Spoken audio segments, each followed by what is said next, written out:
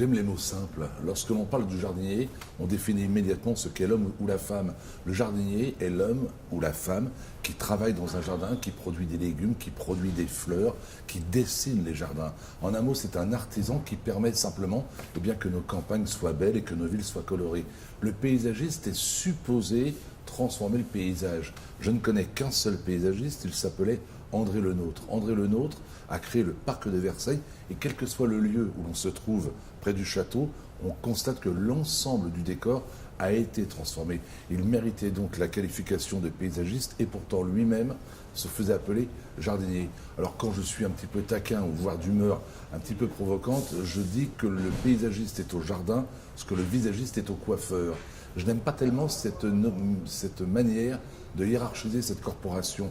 Il semblerait que le jardinier, c'est celui qui n'a pas fait d'études et le paysagiste est un étudiant qui a une vision éclairée de son métier. Non, je préfère le métier de jardinier, c'est le plus noble d'après Voltaire, et quand on est jardinier, on sait au moins à quoi correspond le titre.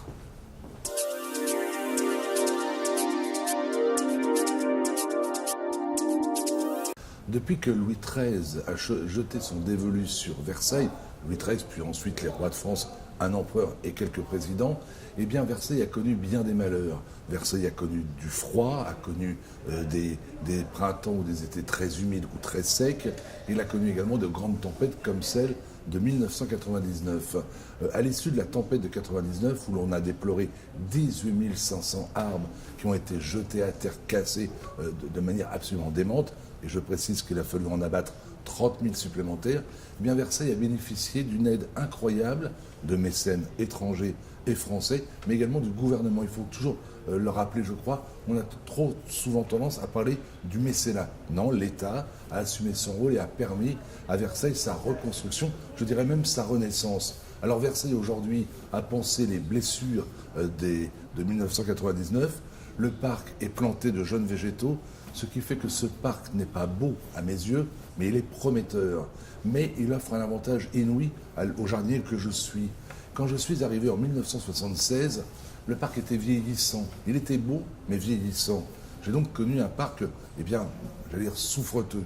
Puis j'ai connu un parc martyrisé, la tempête, et aujourd'hui je découvre un parc exactement comme Louis XIV lui-même l'a connu quand il a bâti Versailles. Donc je crois être un jardinier heureux qui aura vu Versailles sous ces trois aspects, et ce n'est pas, je crois, donné à beaucoup de jardiniers d'avoir ainsi pu profiter d'une telle vision.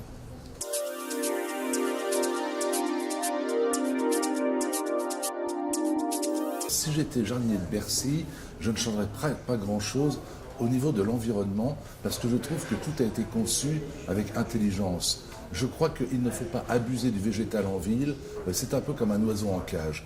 Je crois qu'il y a de la place pour les arbres, souvent dans les campagnes, là où ils peuvent se développer.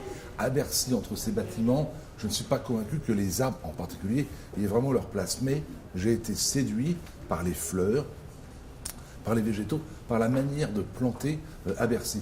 Par contre, si j'étais jardinier à Bercy, je profiterais des lieux pour tenter d'approcher le ministre de l'économie pour lui faire part d'un problème floral. Il s'avère qu'aujourd'hui, les arbres sont taxés en tant que stock en fin d'année chez les pépiniéristes français. Un arbre qui n'est donc pas vendu coûte de l'argent aux producteurs, contrairement aux voisins allemands où l'arbre n'est pas taxé la pépinière n'est pas taxée sur les stocks, mais au contraire prend de la valeur en grandissant. 100% des arbres de Versailles viennent d'Allemagne. 100% des arbres de la ville de Paris, ou presque, viennent d'Allemagne. Je suis même persuadé que les arbres plantés à Bercy ont été achetés en Allemagne. Donc j'aimerais un petit coup de pouce du ministre pour que la filière des pépinières soit mieux défendue et que enfin nous puissions produire davantage d'arbres chez nous en France.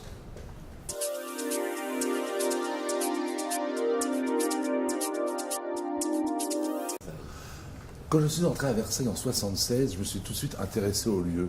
Et j'ai appris quantité de vérité, mais aussi quantité de mensonges.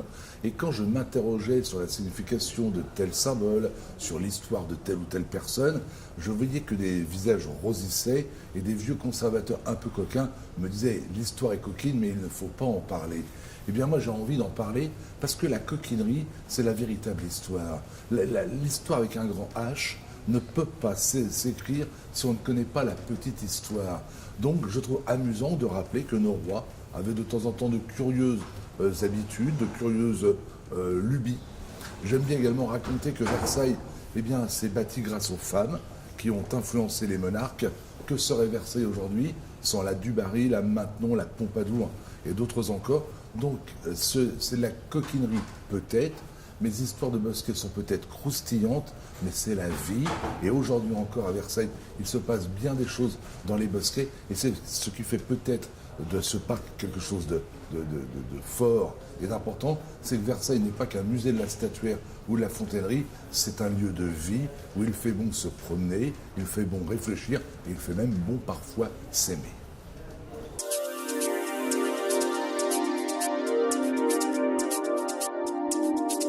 L'arbre est un mal-aimé. Que l'on se pose la question sur la place d'un arbre sur un trottoir parisien, je veux bien écouter le problème. Il est vrai qu'un arbre en ville peut parfois mal se développer et être source de soucis.